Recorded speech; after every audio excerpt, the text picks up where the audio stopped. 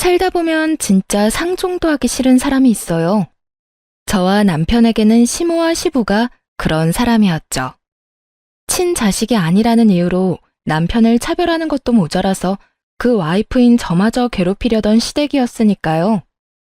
그런 시댁과 얼마 전에 완벽하게 인연을 끊고 이렇게 평온한 마음으로 글을 쓰고 있네요. 지금이야 마음의 평화를 되찾기는 했지만 사실 이렇게 되기 직전까지도 엄청 힘들었어요. 남편은 물론 저보다 더 오랜 기간 힘들어했고요. 저희 부부의 힘겨운 사연 한번 들어봐 주세요. 저는 유복한 가정에서 자라진 않았지만 대신 화목한 가정이었고 사랑을 듬뿍 받으며 자란 외동딸이에요. 남편을 처음 만났을 때 남편은 참 힘들어 보였어요. 항상 어딘가에 쫓기는 것만 같았거든요.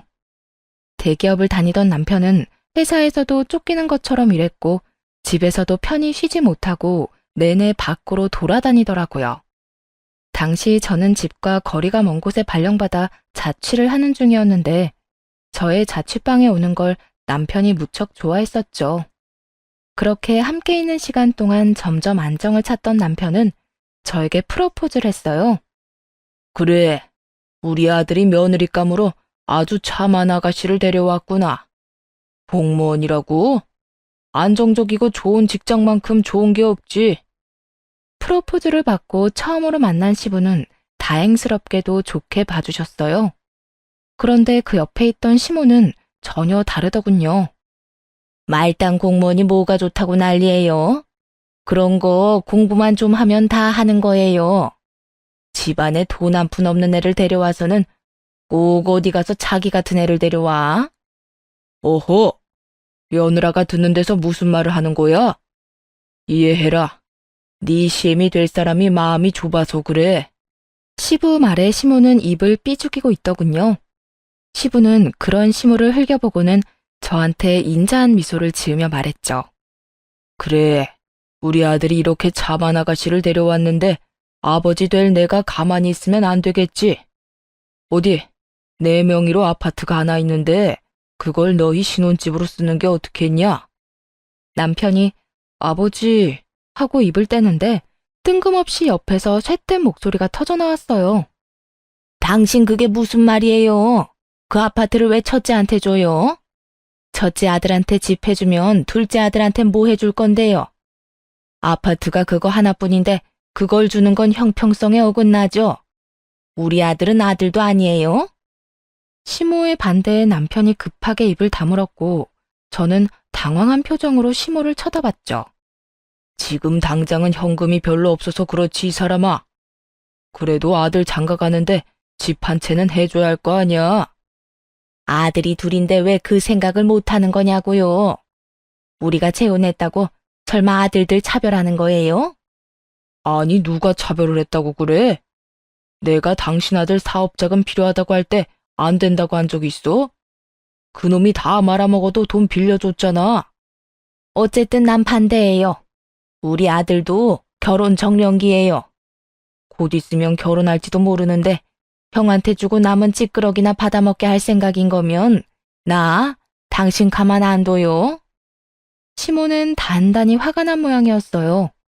그걸 보는 시부가 답답하단 표정으로 시모를 쳐다봤지만 딱히 뭐라고 화내진 않더군요. 난감한 표정으로 남편과 저를 쳐다볼 뿐이었죠. 남편은 이 상황이 익숙한 건지 시부에게 그러더군요. 아버지, 저희는 집 안 해주셔도 돼요. 그냥 저희 알아서 할게요. 들었죠? 애가 한두 살 먹은 애도 아닌데 어련히 자기가 알아서 하겠죠. 대기업 다니면서 그 정도 돈도 안 모아놨겠냐고요.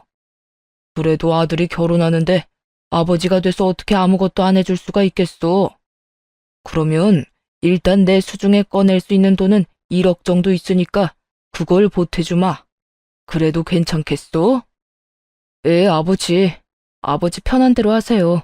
전 괜찮아요. 남편은 뭐라도 상관없다는 표정이었어요. 그렇게 저희는 결혼할 때 1억을 지원받아 집을 해결하기로 했어요. 다행이라면 저와 남편이 돈을 좀 모아놔서 대출을 많이 받지 않아도 집을 마련할 수 있었다는 점이었죠. 이 상황을 옆에서 지켜보며 남편이 왜 그렇게 집안에서 겉돌았는지 눈치를 어느 정도 챘어요. 남편만이 그 집에서 겉돌고 있더라고요. 어느 누구도 남편에게 친애의 정을 보이는 사람이 없었어요. 시모 눈치나 보는 시부, 둘째 아들만 감싸고 도는 시모, 형에게 과도한 열등감을 품고 있는 시동생까지. 정말 이 집에서 정을 못 붙일 수밖에 없었구나 하는 생각이 들었죠. 그래서 이 사람에게 최대한 마음의 안식처가 되어줘야겠다고 생각하게 되었기도 했고요. 그런데 결혼을 하고 나서는 남편을 향했던 시모의 가시가 저한테 향하는 걸 느꼈어요. 처음에는 기분 탓인가 싶었는데 그게 아니더라고요. 명확하게 저를 노리고 있었죠.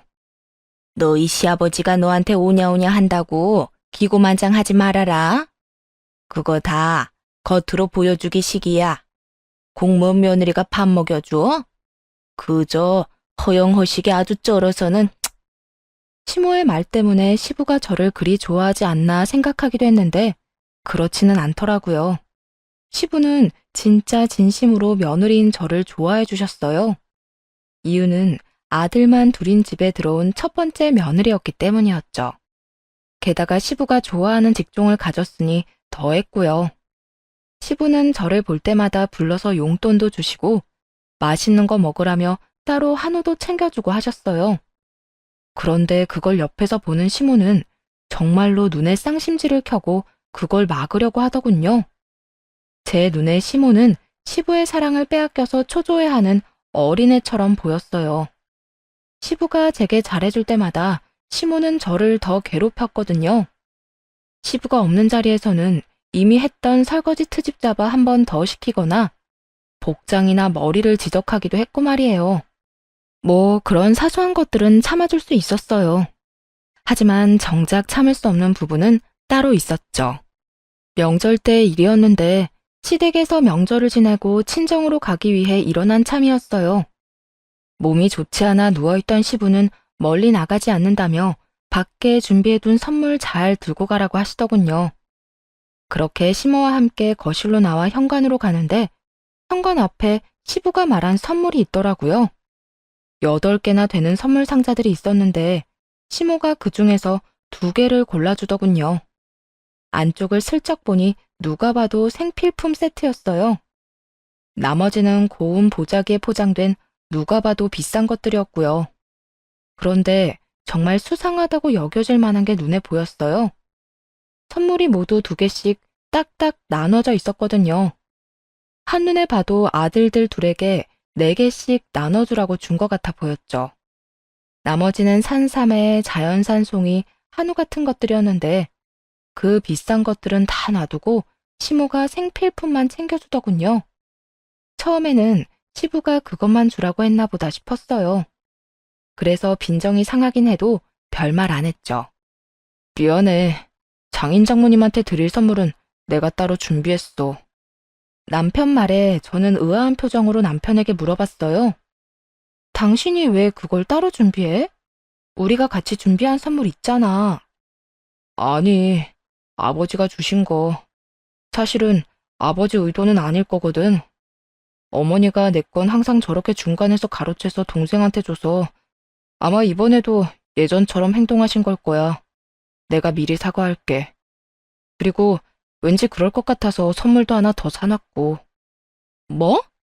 여태까지 계속 당신이 그런 취급당했다고? 아버님은 계속 모르시고? 그거 이야기해야 하는 거 아니야? 이야기해봐야 아버지한테 안 먹혀.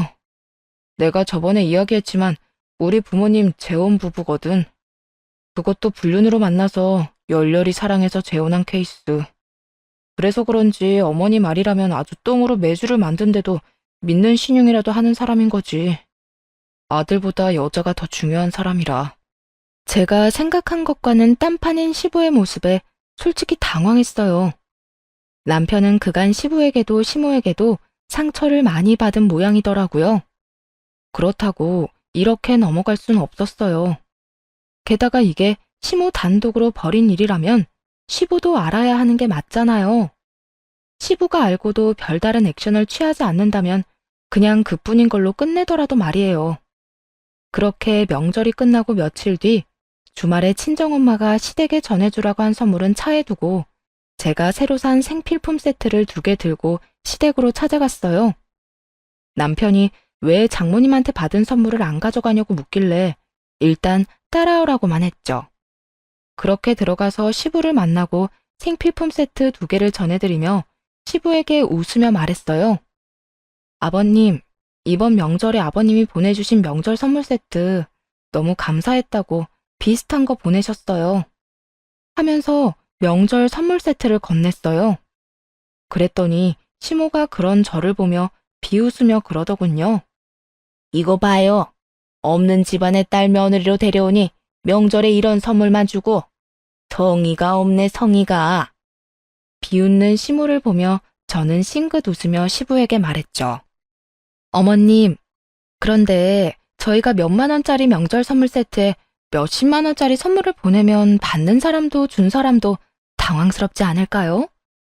솔직히 저희 어머니가 그 전에 챙긴 선물이 있긴 한데 아버님이 주신 선물 보고 그거 줘도 될까 고민을 많이 하셨거든요. 그 이야기에 시부가 순간 미간을 찌푸리더군요. 그게 무슨 소리냐? 내가 자연산 송이에 한우, 산삼까지 준비해서 보냈는데 명절 선물 세트만 달랑 갔어? 전 잘 몰라요, 아버님. 그냥 어머님이 그날 현관에서 저한테 주시는 대로 받아왔거든요. 혹시 무슨 문제 있으시면 어머님한테 여쭤보시는 게 빠를 것 같아요. 그 말에 시모의 얼굴이 똥 씹은 표정이 되더군요. 이런 식으로 반격할 거라고는 상상도 못한 얼굴이었죠. 당신, 이게 무슨 소리야? 내가 사돈댁 드리라고 준비한 선물은 다 어쨌어? 선물요? 난 분명히 줬는데 너희가 못 받은 거 아니니? 전 받은 적 없고 남편도 받은 적 없대요. 그런데 이상하네요. 남편도 명절에는 이렇게 명절 선물 세트만 계속 받았다고 해서 이번에도 그런 거라 생각했거든요.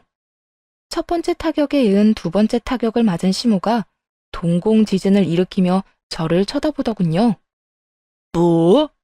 당신 설마 이제껏 내 아들한테 줄 선물까지 안 줬던 거야? 이 사람이 그거 다 어쨌어? 어? 여보, 그러니까 어디 손댈 게 없어서 사돈댁 가는 선물에 손을 대? 내가 당신 돈 쓰는 거 뭐라고 한 적 있어? 집에서 놀고 먹으며 돈 쓴다고 뭐라 한 적이 있냐고? 당신 등 따시고 배부르니까 다른 사람 것까지 탐내는 거야? 다시 다 가져와. 그거 어디다 갖다 줬어? 그때 시모에게 전화가 왔어요. 참 절묘한 타이밍이었죠. 게다가 시모의 아들인 둘째 아들이었죠. 시모는 살았다는 표정을 지으며 전화를 받았어요. 바보같이 그것도 스피커폰으로 말이죠. 아들, 엄마야. 무슨 일로 전화했어? 좋은 소식을 들고 전화한 거라고 생각한 모양인데 그 뒤에 들려온 시동생의 말에 거기 있던 사람 모두 얼어붙었어요. 엄마, 이번에 엄마가 준 산삼이랑 자연산 송이 더 없어? 그거 되파니까 돈 엄청 되던데? 2세트씩 4개 다 팔아서 용돈 많이 벌었거든. 더 있으면 좀 갖다 줘. 그 말에 시부 얼굴이 완전 시뻘겋게 터질 것처럼 변하더군요. 피가 머리로 몰렸는지 완전 화가 잔뜩 나 보였어요. 시모는 그 이야기 듣자마자 전화기를 뚝 끊어버렸어요. 그러고는 시부 눈치를 봤죠. 여보, 그게... 당신 진짜 이렇게 막 나갈 거야? 아무리 당신 자식 아니라도 그렇지. 어떻게 아들 사돈댁한테 줄 선물을 중간에서 가로채? 거기에다 그걸 제 자식한테 다 몰아줘? 열내며 소리치던 시부가 시모에게 소리쳤어요. 당장 카드 가져와. 안 가져오면 당장 카드 끊어버릴 거니까 당장. 시모는 그 자리에서 시부에게 손이 발휘되도록 빌었지만 시부는 눈 하나 깜짝하지 않더군요. 결국 시모는 가지고 있던 시부 카드를 뺏기고 용돈을 다 쓰게 됐더라고요. 시부는 미안하다고 명절에 제가 가져가야 했을 선물 세트 대신 돈을 주시며 다음부터는 이런 일 없을 거라며 저를 달래려고 애썼어요. 사실 화가 난 대상은 시모였고 시부에게는 그런 사과를 받을 일도 없었지만 시모 보라고 시부에게 더 살갑게 굴었죠. 결국 시모는 저를 완전히 적으로 인식했나 보더라고요. 그런데 다행인 건 시부의 관심을 다 뺏길까봐 걱정돼서인지 집으로 저를 부르지는 않더라고요. 자연스레 시모가 일을 시키는 것도 사라졌죠. 그렇게 저는 편해졌고 남편은 예전보다는 더 나은 상황을 누리게 됐어요. 그리고 얼마 뒤 집에는 또 다른 경사가 생겼어요.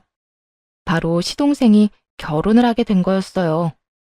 처음 상견례를 위해 만났던 자리에서 저는 깜짝 놀랄 수밖에 없었어요. 제 동서가 될 여자는 머리부터 발끝까지 명품을 휘감고 있는 엄청난 여자였거든요.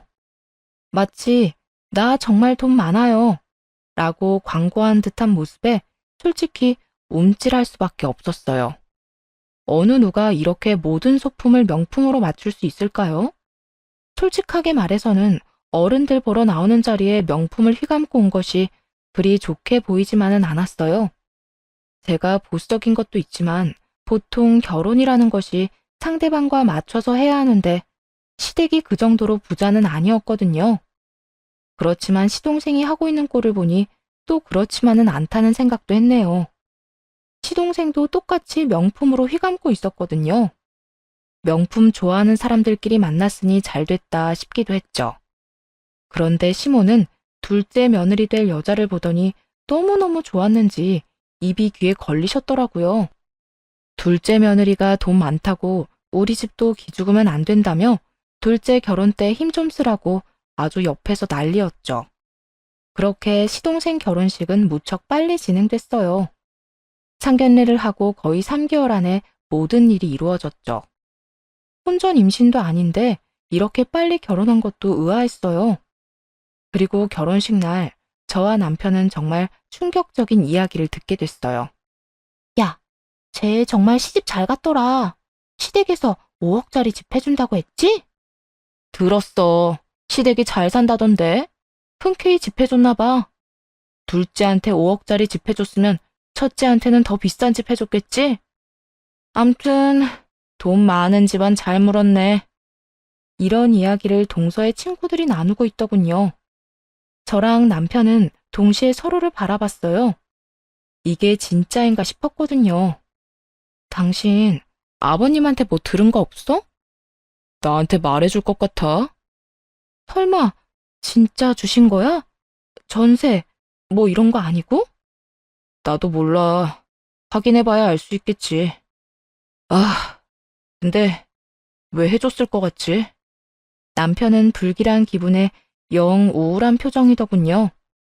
상황을 정확히 모르니 일단 진정하고 결혼식이 끝나기만 기다렸어요. 집에 가서 물어볼 생각이었죠. 시동생 부부는 다음날 신혼여행을 떠나기로 비행기표가 예약된 터라 일단 가족들 모두 시댁으로 향했어요. 시부는 선약이 있어서 좀 늦게 올 거라고 하더군요. 그렇게 시댁에 도착했는데 시동생이 시모와 함께 집으로 왔더군요. 시동생이 저희 남편을 보고는 씩 웃더니 말했어요. 형은 이제 완전히 끈 떨어졌어. 아버지가 이번에 나 결혼하면서 아버지 아파트 증여해줬거든.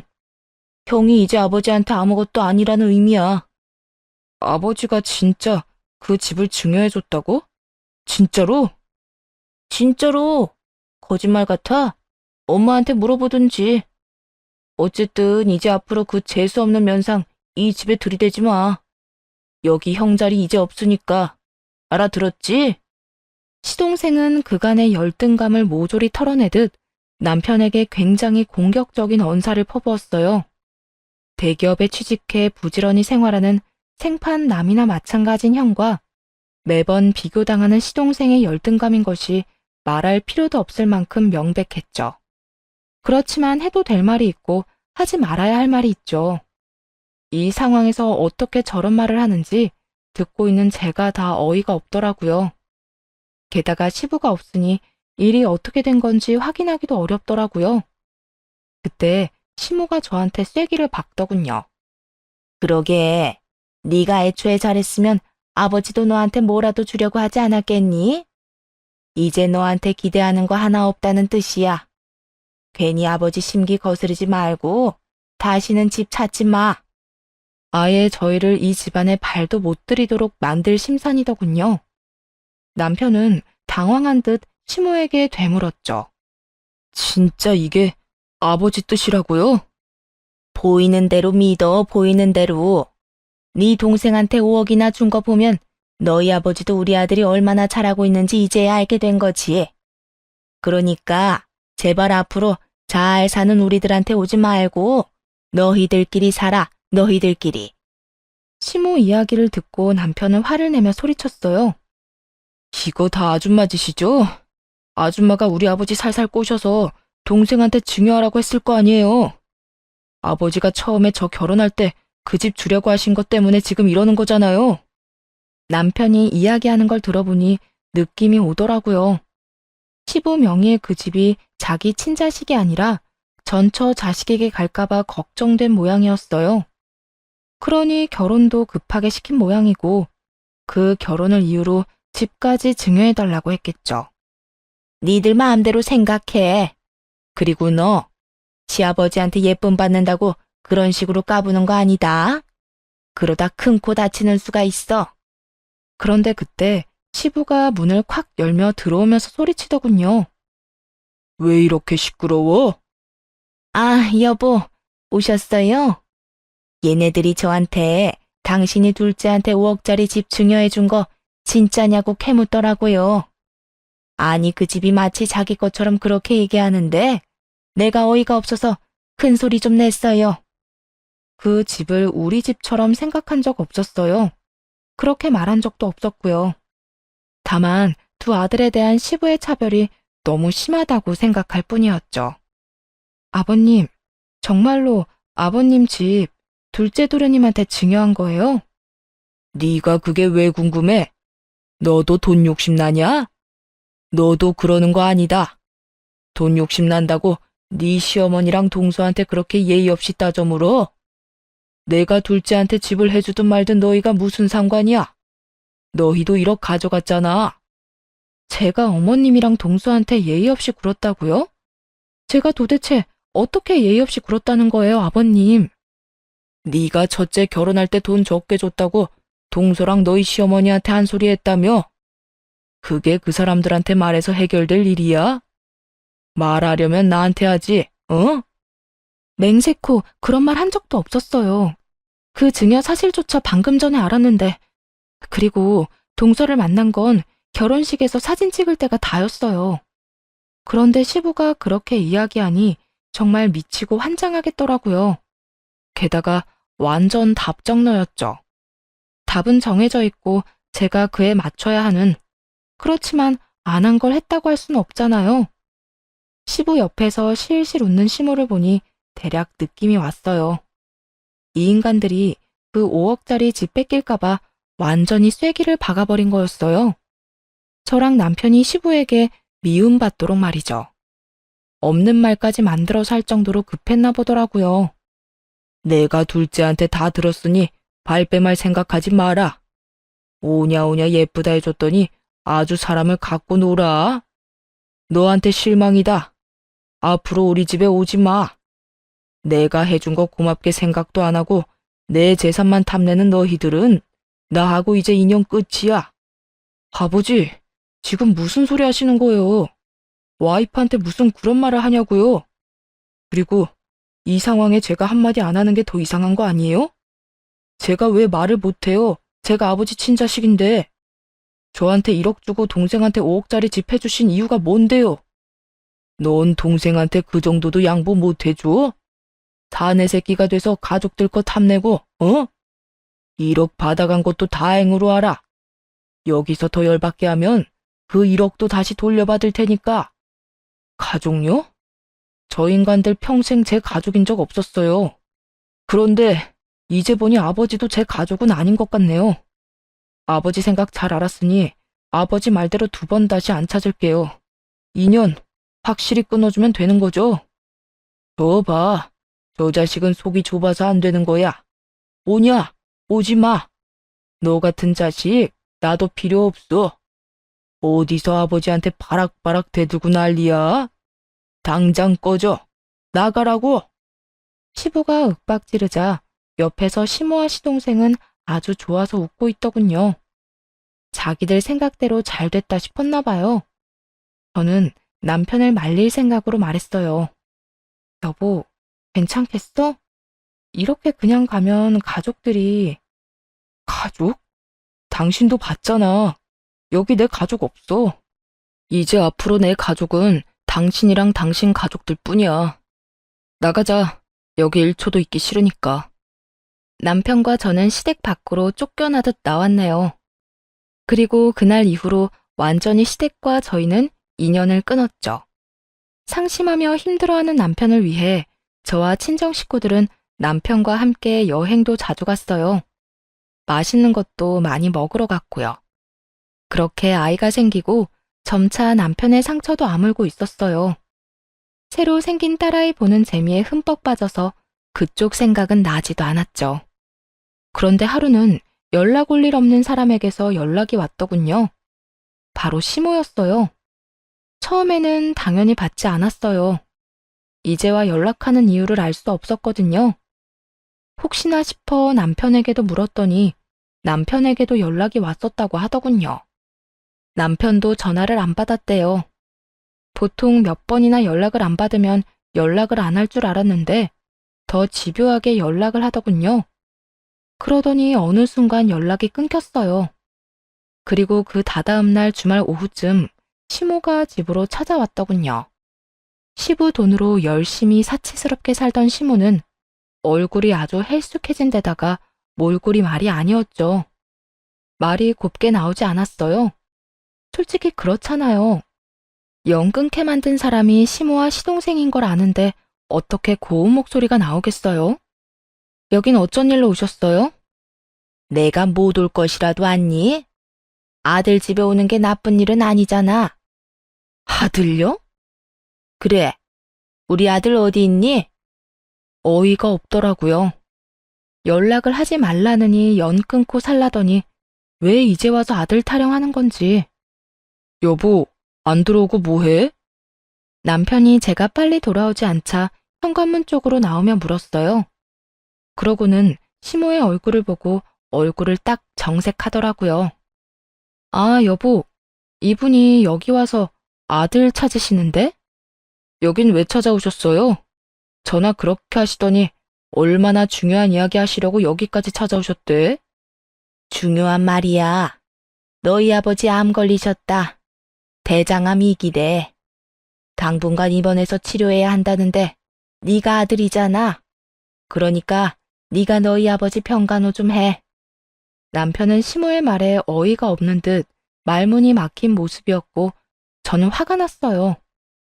아니, 이게 무슨 경우 없는 일이에요? 언제는 저희를 가족으로 인정 안 하시겠다면서요. 분명히 마지막에 봤을 때 저희한테 뭐라고 하셨어요? 2번 다시 집에 오지 말라면서요. 그땐 이런 일도 본인들이 다 감당하겠다고 생각하고 그런 말 한 거 아니에요? 화를 내며 그렇게 이야기하자 시모가 새초롬한 모습으로 받아치더군요. 그래도 네가 맏며느리면 맏며느리답게 행동해야지. 친아들이 당연히 부양을 해야 되는 거 아니니? 이번엔 제가 어이가 없어서 말문이 막히더군요. 그러자 남편이 시모에게 소리쳤어요. 의붓자식보다 못한 친아들 어디에다 쓰게요? 분명히 필요 없다고 말씀하셨고 저도 동의했어요. 저희 사이 인연 끊는 걸로. 그러니까 여기서 이렇게 귀찮게 굴지 마시고 본인들이 알아서 하세요. 본인들 가족끼리. 강경한 남편의 모습에 시모가 깜짝 놀라더군요. 현관문을 닫으려는 남편을 억지로 말리며 시모가 다급하게 말했어요. 그러면 한 번만 집에 가서 너희 아버지 얼굴 보고 가. 그래도 아버지 아프다는데 얼굴은 한번 봐야 되는 거 아니니? 너 이만큼 키워주신 분이야. 그것까지 없던 일이 되는 건 아니잖니? 남편은 갈등하고 있는 모습이었어요. 하긴 암에 걸렸다니 한번 가보긴 가봐야 할 것 같더라고요. 인연을 끊었다고 해서 천륜이 끊어지는 건 아닌지라 남편도 마음이 좀 약해진 모양이었어요. 딱 한 번이에요. 얼굴만 보고 갈 테니까 잠깐 기다리세요.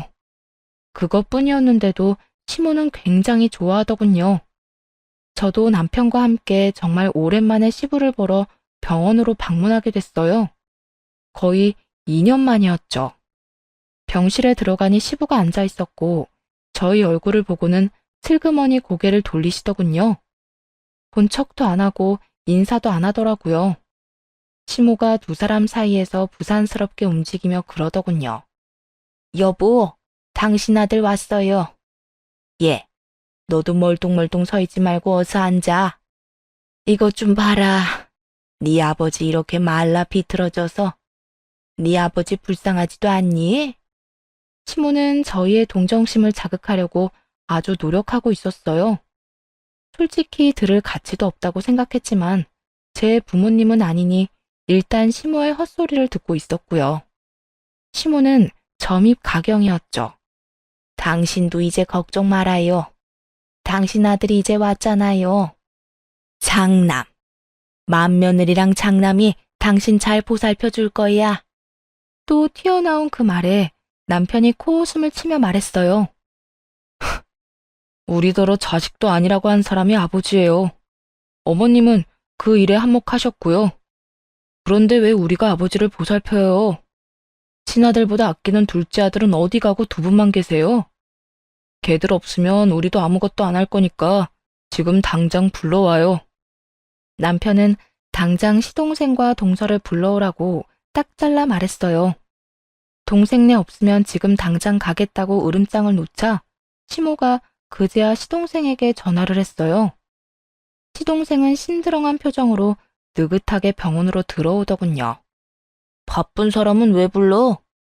아버지 왜 안 모시냐? 네 일 아니야? 이게 왜 내 일이야? 형이 친아들이잖아. 그러면 친아들이 아버지 데려가는 게 맞는 말이지. 친아들이고 가짜 아들이고 뭐가 중요해? 받은 만큼 하면 되지.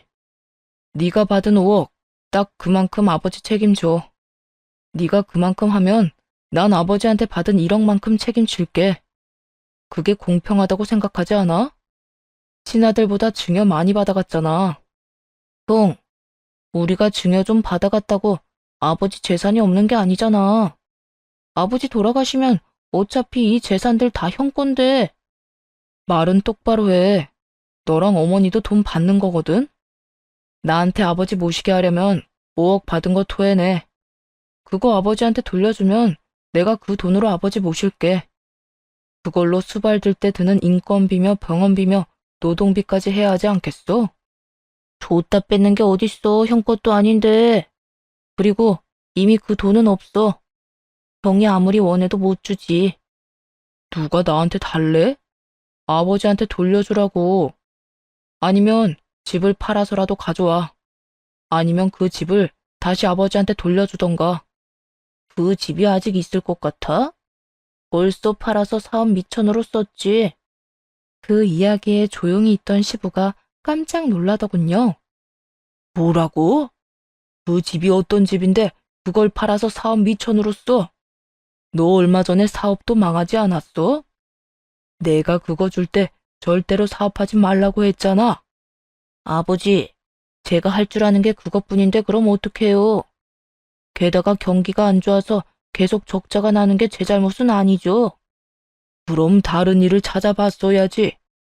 넌 장사에 소질 없다고 내가 몇 번이나 말했지. 그걸 안 지켜서 지금 그 집을 날렸다고?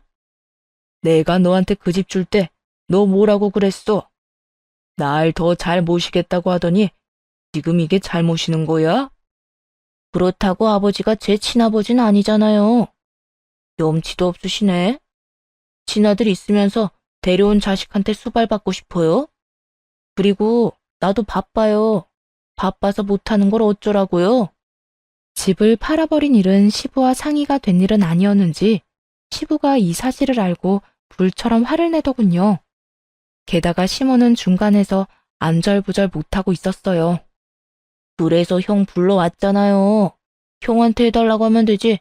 왜 핏줄도 아닌 사람한테 부양을 하라고 난리야? 그럼 넌 아버지 부양도 안 할 거면서 증여로 왜 5억짜리 집을 받아갔어?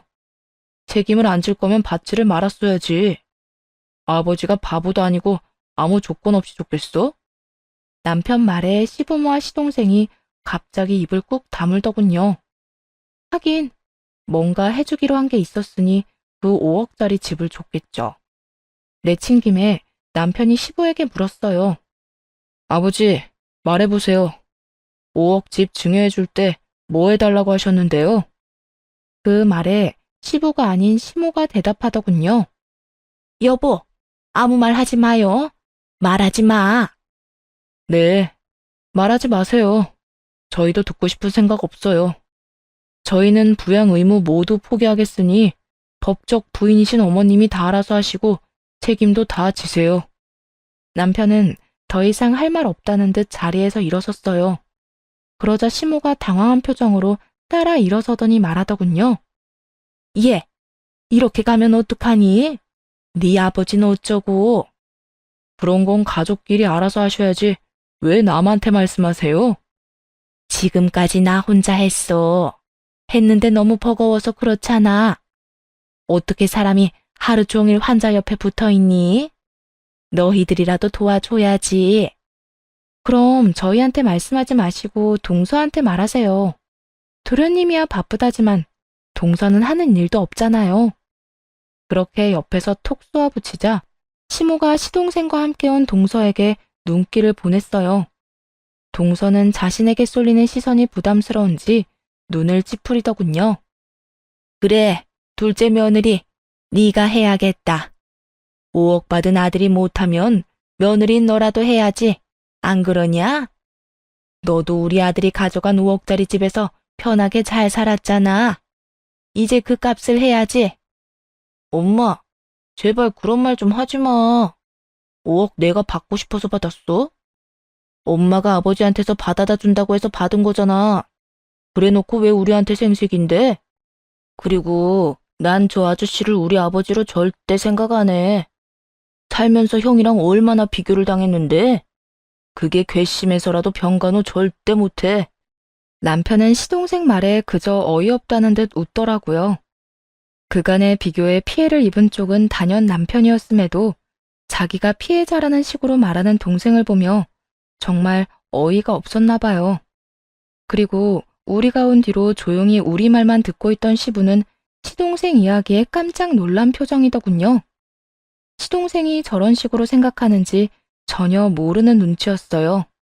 하긴 돈 많고 몸 건강했을 때야 간이며 쓸개며 다 빼줄 것처럼 했지만 지금은 시부에게 남은 게 얼마 없으니 눈치 볼 필요도 없이 자기 생각한 대로 짓거리는 거죠.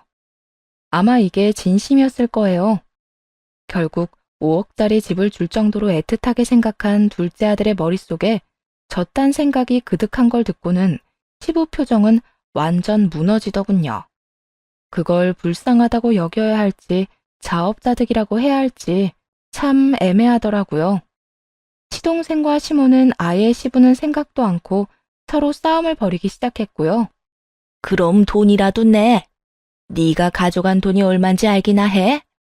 그 돈이라도 줘야 간병인이라도 부르지. 엄마, 내가 돈이 어디 있어? 돈 없으면 네 마누라한테라도 빌려. 부자라며. 맨날 집에서 놀고 먹는데도 매번 명품만 두르고 다니잖아. 우리 와이프 부자 아니야. 아, 내가 아버지한테, 아니, 아저씨한테 받은 돈으로 와이프한테 명품 사준 거라고. 그러니까 우리한테서 돈 받을 생각 꿈도 꾸지 마. 시모는 충격을 받은 듯 얼어붙었어요. 부자 며느리라고 좋아하더니 사실은 아들 돈으로 부자 흉내만 내던 여자라는 걸 알게 된 거죠. 너 설마 그 사업한다고 받은 돈을 네 마누라 치장하는데 다 쓴 거야? 정말로 그런 거냐고? 내가 그 돈을 어디다 쓰든 그게 뭔 상관인데. 그리고 사업하면서 돈 없는 티 내면 얼마나 웃겨 보이는 줄 알아? 이게 다 품위 유지비야, 품위 유지비. 얼토당토 않은 말을 짓거리는 시동생을 보며 속으로 한참을 웃었네요. 명품을 두른다고 명품이 되는 게 아닌데 자기 돈도 아니고 의붓아버지 돈으로 부자 흉내를 내는 사람이 둘이나 여기 있더군요. 너 그러면 진짜 한 푼도 없어? 내가 돈 많이 모아두라고 했잖아. 그것도 없어? 네, 없어요. 나한테 아무것도 없으니 기대하지 마, 엄마. 그리고 수발도 안 들 거니까 엄마가 다 알아서 해. 이제 아들한테서 졸업할 나이 지났잖아. 여태껏 자기 입에 떠먹여주던 시모에게 쿨하게 이별을 고한 시동생은 동서를 데리고 나가버렸어요. 시모가 쫓아가며 이야기 아직 안 끝났다며 붙잡으려 했지만 시동생은 매몰차게 친엄마까지 버리고 나갔죠. 결국 시동생도 사라지고 시모가 다시 돌아왔을 때 저희도 나가겠다고 했어요. 난 수발 못 들어. 이렇게는 못 산다고. 알아서 하세요. 저는 상관 안 합니다. 그렇게 저와 남편은 자리에서 일어나 밖으로 나왔어요. 시모가 쫓아오면 난리쳤지만 모두 거절했고요. 시모를 떼어놓고 집으로 돌아왔죠. 그리고 약 한 달하고 보름 뒤 시부에게서 연락이 왔어요. 아들, 애비랑 이야기 좀 하자. 내가 다 잘못했어. 수발 들라고 안 할 테니까 와서 이야기만 듣고 가. 저희는 이제 상관 안 한다고 말씀드렸잖아요. 내가 그 인간들을 몰랐어. 네 동생 아니지? 그 여자아들이 우리 집에서 돈 되는 물건들 다 들고 나갔을 때도 참았다. 그런데 그 여자도 집 세놓고 전세금 들고 튀려고 했지 뭐냐. 내가 그 전에 카드 정지하고 통장이며 비밀번호 다 바꿨더니 그제야 찾아와 손이 발이 되도록 빌더구나. 그 망할 옆에 내가. 말 들어보니 집안 꼴이 아주 콩가루가 다 됐더군요. 시모는 아들보다 한 발 늦게 도망칠 준비를 하다가 각성한 시부에게 제대로 혼쭐이 났나 보더라고요. 씩씩대며 말하는 시부에게 남편이 한숨을 내쉬며 말했어요. 그래서 어쩌시게요? 다 정리됐으니 다시 돌아오라고요? 매몰차게 친자식 버릴 때 저희 이야기도 좀 듣지 그랬어요. 저희가 돈에 환장한다고 믿어놓고 이제 와서 전화해서 무슨 말을 하시려는 건데요? 미안하다. 나는 정말로 그 여자 말대로 너희가 그런 말을 한 줄 알았어. 그 집은 어차피 너희 거라고 이야기하고 다녔다고 해서 나는 괘씸한 마음에 그렇게 했는데 전부 다 그 여자 계획이었는지 내가 어떻게 알았겠니? 후회가 너무 늦으시네요, 아버지. 친자식이랑 인연 끊으려고 했을 때 우리 이야기도 들어줬으면 지금 이렇게 후회하는 일은 없으셨겠죠. 5억 증여? 걔한테 줘도 상관없었어요. 어차피 아버지한테 그런 거 바란 적도 없고 그렇게 해줄 거라 기대도 안 했으니까. 그런데 그 상황에서 제 와이프까지 의심하는 건 좀 아니었잖아요. 미안하다. 다 내 잘못이다. 나는 그동안 그 여자 말이 다 사실인 줄 알았어. 그러니까요. 아버지한테 저희는 그 정도 존재밖에 안 되잖아요. 저는요, 아버지가 그 말을 듣고도 저희한테 직접 사실을 확인할 생각도 없었다는 그 점이 제일 용서할 수 없는 거예요. 시부는 그 말에 아무 말도 못했어요. 남편은 그간의 차별에 대해 모조리 다 쏟아부었어요. 여태 차별한 거 다 참았어요. 나만 잘하면 될 거라고 생각했으니까. 근데 아버지는요, 자기 병수발 들어줄 사람 없으니까 이제야 저 찾아오시는 거잖아요. 제가 아버지를 믿고 싶겠어요? 그 여자 이간질 한 번에 다 무너진 신뢰를 어떻게 세우려고요? 시부는 남편 말에 결국 미안하다는 말만 되풀이할 뿐이었어요. 남편도 그 이상은 그저 화풀이일 뿐이라는 걸 알았는지 더 이상 시부에게 화내진 않았어요. 아버지가 아픈 건 아픈 거고 저랑 영 끊겠다고 한 것도 저는 가볍게 받아들인 적 없어요. 그러니 뱉으신 말에 책임지세요. 결국 시부는 본전도 못 찾고 전화를 끊어야 했어요. 그 뒤로 저희는 시부에게 따로 연락은 안 했네요. 다만 몇 달 뒤 남편의 삼촌인 시부의 남동생이 찾아왔어요. 결국 믿을 만한 사람이 주변에 없어서 시부는 본인 남동생을 보호자로 불렀다고 하더라고요. 그리고 기력이 딸려 아무것도 못하는 자기 대신 재산을 맡기고 시키는 대로 해달라고 했다고 하더군요. 그러면서 저희에게 찾아와 시부 근황을 알려줬어요. 분명히 시부가 알려주라고 시킨 거겠죠. 들어보니 시모가 한바탕 휘몰아치고 갔더라고요. 일단 시삼촌이 온 당시에는 두 사람이 이혼하기로 합의가 된 상황이었어요. 솔직히 전 시모가 이혼을 안 해줄 거라고 생각했거든요. 시모 입장에서는 어떻게든 붙어 있다가 유산이라도 먹으면 더 이득일 테니까요. 그런데 시부가 엄청 독하게 굴었다고 하더라고요. 기력 없는 본인 대신 남동생인 시삼촌을 불러와서 아주 시모를 지옥으로 보내버렸더군요. 저희랑 마지막으로 연락한 그 다음날 시삼촌 불러다가 시댁집을 팔도록 했다고 해요. 시모가 무슨 권한으로 그러냐고 난리치니까 시부가 시삼촌에게 전세금을 받고 그 집을 내어줬답니다. 그러니 시삼촌은 자기가 전세 계약했다며 나오라고 시모를 내쫓았다고 했고요. 그렇게 나온 시모는 갈 곳이 없어서 자기 오빠네 집으로 들어갔는데 아무리 생각해도 빠져나갈 구멍이 없었는지 시부에게 찾아가 손이 발이 되도록 빌었다고 하더군요. 하지만 시부는 가정을 파탄내는 시모와는 함께 못 산다고 10원짜리 한 장도 아까우니 이혼하자고 했다고 하고요. 시모는 이혼은 절대 안 된다고 막아섰다는데 그런다고 이혼을 못하는 건 아니죠. 게다가 알고 보니까 시부가 자기 의붓자식인 둘째 아들에게 돈을 빌려줄 때면 항상 사용증을 썼다고 하더군요. 갚을 사람은 시모와 둘째 아들로 해놓고요. 시모는 자기 친아들이 도망갔으니 시부와 헤어지면 그 돈을 모조리 갚아야 하는 신세인 거였죠. 그러니 절대 이혼은 안 하려고 했지만 그게 맘대로 되나요? 책임이 있는 만큼 이혼을 요구받으면 어쩔 수 없이 받아들여야 하는 법이죠. 게다가 시부가 유산은 절대 안 줄 거라는 듯 매일같이 비싸고 좋은 것들을 사들여서 사치스럽게 돈을 펑펑 쓰니 시모가 멘탈이 아예 나가버렸나 봐요. 시부가 나 죽어도 너 절대로 이 돈 못 갚게 할 거라고 다 쓰고 가겠다고 으름장을 놓으니 어쩔 수 있나요? 어쩔 수 없이 시부와 이혼을 하게 됐다고 하더라고요. 그렇게 돈 한 푼 없이 빚만 잔뜩 짊어진 채 이혼했으니 열받아서 자기 아들 찾아다니고 난리도 아니래요. 아들놈 찾으면 그 명품부터 팔아치워서 돈 마련한다고 말이죠. 참 한심한 가족이 아닐 수 없더라고요. 다 퍼다 준 자기 친아들한테 배신당한 시모나 그런 시모에게 배신당한 시부나 다 똑같은 인간이었죠. 그렇게 최소한의 연락만 하며 지낸 지 벌써 2년이 다 되어가요. 시부는 치료 후 퇴원해서 통원 치료로 병원을 다니고 있어요. 저희는 변함없이 친정 부모님과만 긴밀히 지내며 살고 있고요. 속 썩이는 집안이랑은 안 보며 사는 게 상책이라고 생각하네요.